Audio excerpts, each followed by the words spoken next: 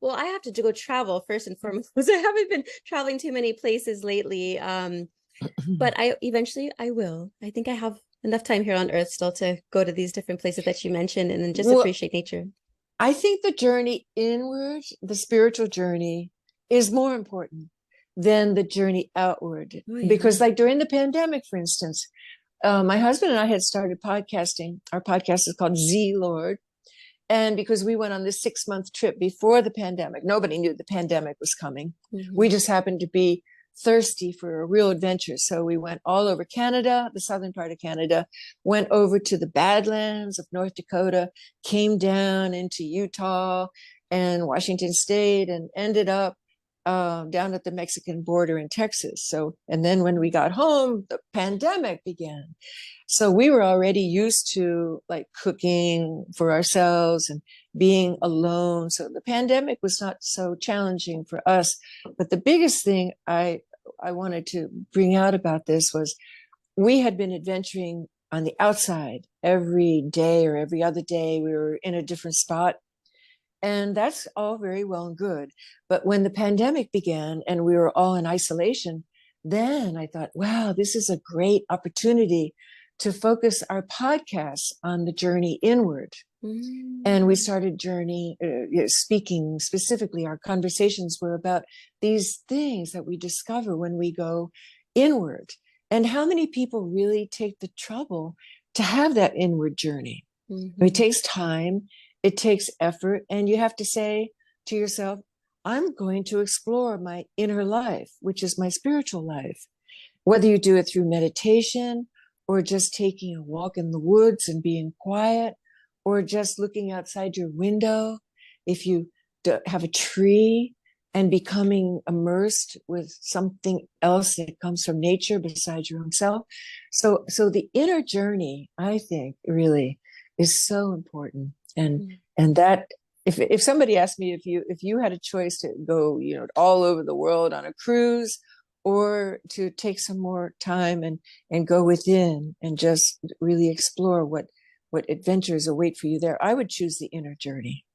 Oh, absolutely. And I'm so happy you brought that up. And then that's why my show is called Shine Within, because it is that inward journey. And that's where I had to discover, who am I, the love that I have, and just all these different things. But I noticed 2020 did give everyone that pause to start Mm-hmm. discovering what they like doing. It doesn't have to be like that 9 to 5 job. And, they rush, they're in traffic, they go to work, and then they're in traffic going back home. And then they're trying to rush and cook for dinner and cooking and then put the kids down and Mm-hmm. good. But Mm-hmm. there's not much of that. What about our gifts? What do we love doing? Like I see your Mm-hmm. beautiful background there in the camera, Yeah. and it's beautiful. You created that. Yes, that's one of my older paintings. I feel like I'm flying. A lot of my Yeah. work, I feel like it's flying. I had a lot of dreams. A lot of people dream about flying. I think that's our spirit within. If you talk to people about their dreams, there's some commonalities we all have, and Mhm. I think flying is a very common one. And and so I paint it a lot too, because it feels like the spirit body. The Mhm. spirit body is not grounded. It's not harassed by schedules and expectations or even labels. And I always paint my figures nude, because I think that the skin is is beautiful, and no matter what shape our body is.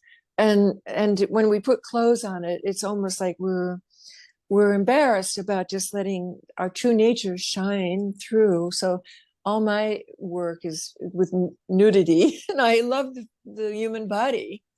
Of course, I don't just do humans. I also do plants, and I do images of, like right now, I'm working on a series of ancient indigenous people, the people who are extinct, actually.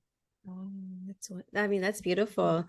I'm noticing also during my spiritual journey, I'm connecting with animals more. Like I've always loved furry animals, but I'm just taking like even bugs, for example, and I'm starting to Yeah. appreciate them. Like the spiders, I'm still kind of I don't know. I Yeah, was a little spooked right, out. I'm right. gonna get. I'm not there yet, but like All right. even bees, Don't they're. see arachnophobia, that Oh, I horrible know. movie. I saw that in the movie theater when I was young. Oh, with Oh, John, not John but Candy. What was his name? John Goodman.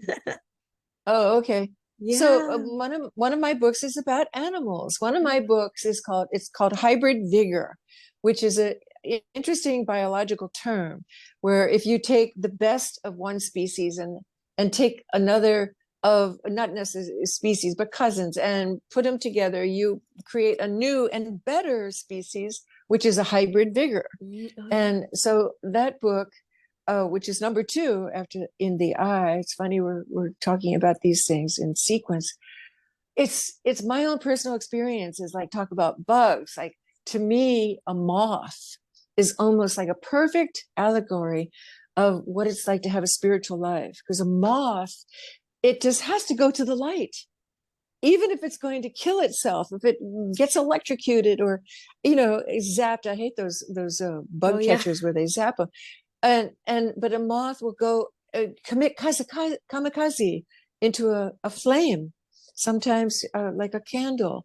And a moth it comes from just this inner desire to be with the light, and Mm. also the way that caterpillars shed and they metamorphosize into beautiful butterflies. And I felt like that when I got sober. It was like Mm. having a new life, being reborn. Didn't you feel like that, Gina? Oh yeah, died to myself. Yeah, I was like, okay, well, that's why you say Yeah, past life. Yeah, that is my past life. it's my past life, right?